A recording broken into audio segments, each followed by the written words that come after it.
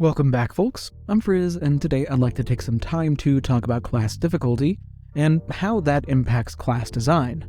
I'm a firm believer that every class in Pathfinder 2e can and is good, but that's not exactly the most common sentiment on the internet.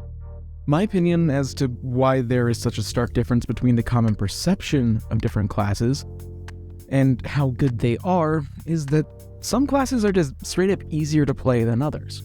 When I say that, I'm absolutely not saying that classes that are easier to play are worse for it, or vice versa. Not at all. Rather, different classes have different mechanics that they can use to do their thing. And that means that some classes have to jump through a lot more hoops to be able to play at their best. Like, it's not that hard to figure out that barbarians hit stuff really hard and that playing in a way that lets you hit things really hard with big sticks is an effective strategy.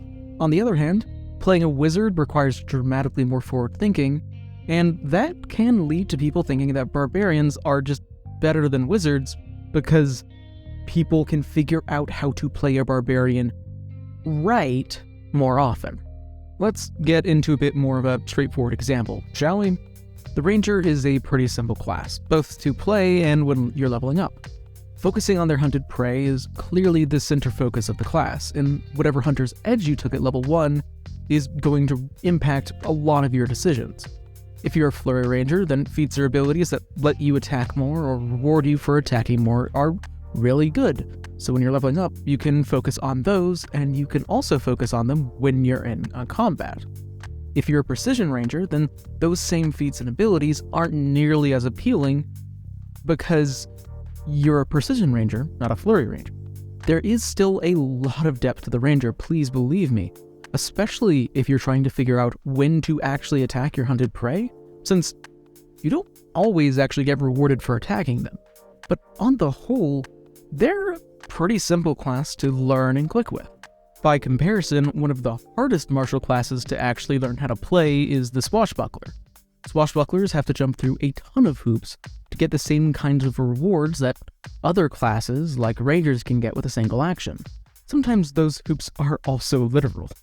If you want to get into Panache, you need to successfully use at least one of a couple different skill checks, and then you need to figure out, how do you actually want to use your Panache? Do you want to add up damage slowly using Precise Strike, or go for big hits with finishers? And when do you want to use a finisher based on how easy is it to get back into Panache?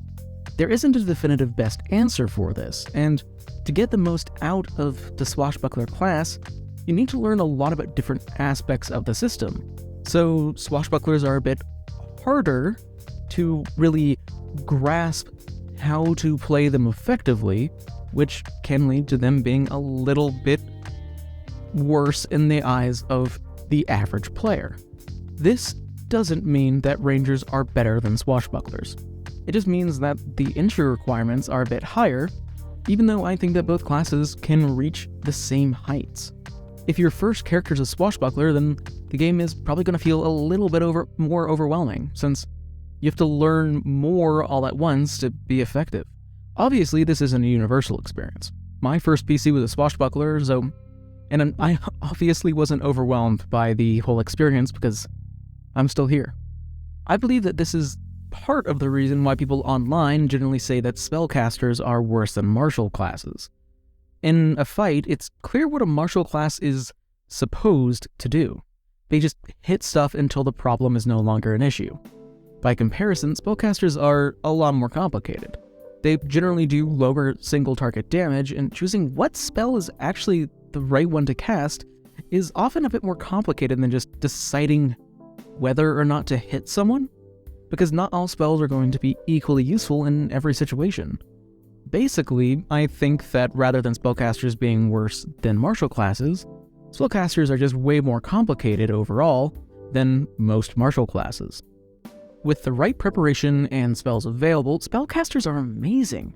So long as their spells fit the obstacles that are being put in front of them, spells are some of the most useful tools in the entire game. However, a spell that might be incredibly useful in one scenario could very well be useless in another. So sometimes spellcasters just sort of have to rely on spells that aren't the best that they've got in like their entire spellcasting tradition, but they have prepared.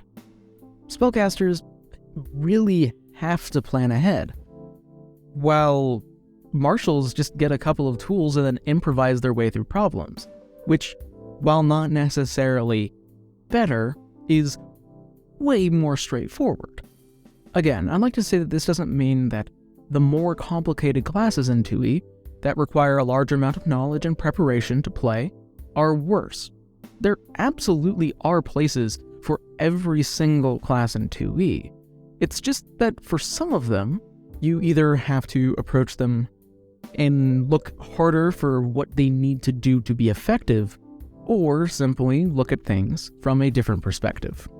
Thanks for watching. While I didn't bring them up explicitly in this video, alchemists are the best example of a very complicated class. A really well-played alchemist is very impactful, but you kinda have to know like every alchemical item in the game to play as an alchemist really well, which is a lot. Well, what are your thoughts on class complexity, and what classes do you think are the least and most complicated? Let me know down in the comments, and while you're down there, please consider subscribing and joining as a member. My current members, Silmarus and Hector Vivis, do a lot for me and get videos early, so consider joining them. But regardless, until I see you next, live a wonderful life.